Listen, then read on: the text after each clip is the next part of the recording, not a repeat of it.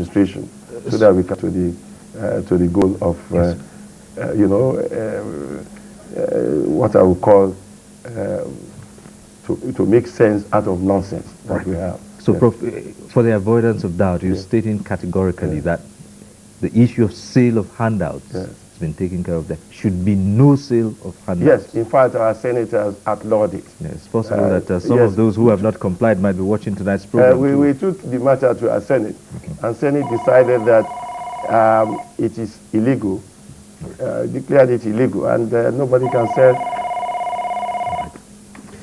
Hello, good evening. Good evening. Good evening, hello.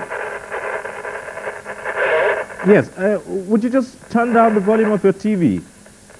Yeah, I think I've done that. Yes, now we can hear you. Go right ahead. Okay, my question is this. I'm Jubril from Lagos, and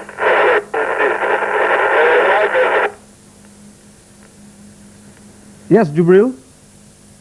Are you still with us? Well, looks like we've lost that line. Hello, Jubril? Well, too bad we've lost that. Yes. So, yes. Hello? Hello? Hello, good evening. Good evening. Yes, you're on to Network Nightline. Thank you very much. I want to thank Professor Omotola for the much he has done for University of Lagos, and my interest is to thank him for being a good Nigerian. And I think he has done so much good work that all those who have not been doing as well should emulate him. And I thank you for bringing him to Nightline for others to see. Right. Thank you very much. Thank you. Right. So, still on the strategy adopted, you knew where the problems were because you were in the system, you were an insider. So you Not knew. only that I was an insider, Yes. I had the unique opportunity to have been in administrative capacity for a continuous period of 10 years out of my 24 years before I became Vice Chancellor. So I really saw it happen. So I was helpless. Yes. So which were the first things you said to yourself, this is where I begin? Where did you start? Oh, it's interesting that when I resumed, you see, I was appointed on the 26th of April, 1995. But I didn't assume office until 8th of May. The day I assumed office, I didn't go to my office. I didn't go to the Vice Chancellor's office.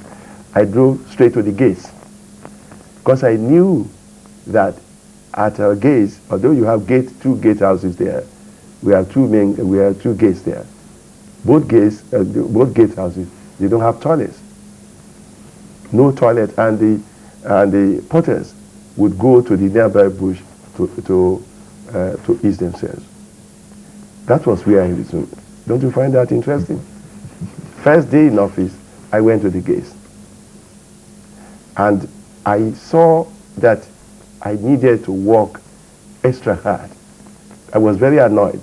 About what was going on. And I was helpless.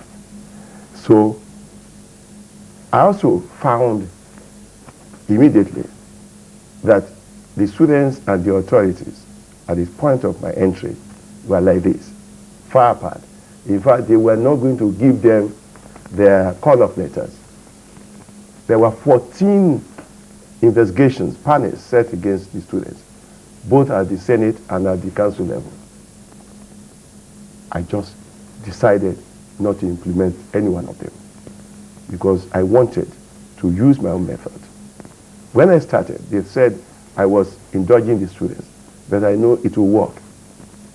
I went to the Students' Hall of Residence. I found the squalor in which they were living. I said that it was not possible for normal human beings to emerge from that situation. It gave me the insight into why the students were violent. Because if you don't sleep well, if your living condition is poor, you must behave violently. That was my own logic. What I then did was to come to Abuja. And I appealed to the then head of state to come to my aid in two respects.